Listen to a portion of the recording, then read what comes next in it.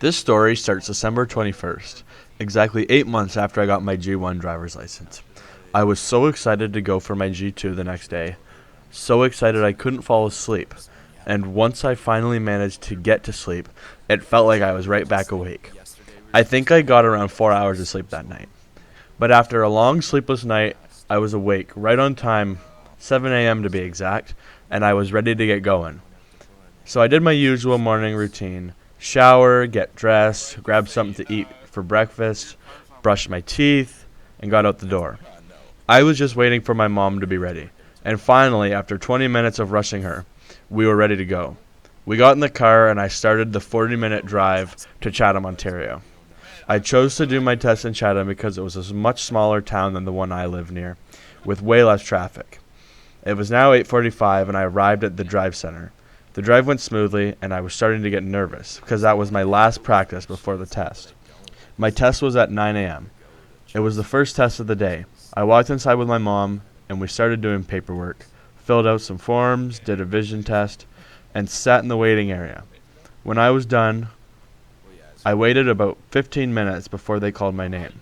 I remember looking over, standing up, and walking towards the guy who called my name. My stomach churned. I had no doubt that I had what it took to pass the test. I was just worried I was going to make a silly mistake. Me and my instructor started walking outside, and he asked me which car was mine. I pointed at my orange Pontiac Vibe I bought a few months prior. We both opened the door and sat inside. He started off asking me simple questions like, "Can you show me your accelerator and brake pedal?" After those were done, he told me I was ready to start the road portion. So I started the car, put it in drive, and made my way towards the driveway. I looked both ways twice and pulled out onto the road.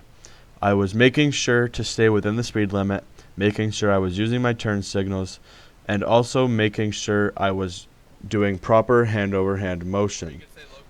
I had to drive around a couple blocks, do an uphill and a downhill parking job, and then I was asked to find a parked car on the side of the road and do a parallel park behind. I found the car, pulled up beside it, and turned my turn signal onto that side. I was parking, but I had a problem. There was a car that pulled up behind me and was just sitting there. I believe he thought I was turning into the driveway and not doing a parallel parking job. I was starting to get scared because my instructor was waiting for me to do the parking job, but I couldn't. So I turned to him and said, "I'm just waiting for this car to move so I can safely do my parallel park." He replied, "No worries, the person in that car obviously doesn't know all the rules of the road." I was very relieved to hear that. It made me know for sure it wasn't me that was in the wrong. So eventually the car drove by me after what had felt like 5 minutes, but was probably only 20 seconds. And I did the parking job. It was the best parking job I've ever done. I think being under pressure made me concentrate, and that's why it was so perfect. But after the parking job, he asked me to return to the driver's center. I was starting to get scared because he didn't tell me I passed yet, and I was worried I did something wrong. So eventually, after hitting every stoplight, we were back in the drive center parking lot. I parked my car and looked over at him. He was writing away on his clipboard. After about 30 seconds of writing, he looked up and said, "Congratulations, you passed." I have never been so excited in my life. I remember walking in, looking at my mom, and just smiling. I walked up to the counter with the instructor, and he handed them a paper. I thanked him, and he walked off into the back of the office building. The desk lady handed me a piece of paper. I signed it, she photocopied it, and handed the paper back to me. She said, "You are good to go. Your physical card will be in the mail for you in 2 to 3 weeks." I thanked her and walked over to my mom, and she congratulated me. We walked up to the car, got in, and I started driving away. On the ride home, my mom told me to stop at Tim Hortons. I stopped at the next one I seen, and she reached into her purse and handed me a $25 gift card. And she said, "I knew you could do it." I ordered an ice cap and a chocolate glazed donut. I got home, and it was now about 10:15 a.m. I was getting everything ready to go to school and take my friends out for lunch for the first time. I grabbed my phone, my wallet, my keys, and headed for school, so I could be there for 10:30 when lunch starts. I pulled into the parking lot and texted the group chat to meet me at the parking lot for lunch. I heard the bell ring and shortly after watched all my friends walk outside. They came over to my car and I told them to get in.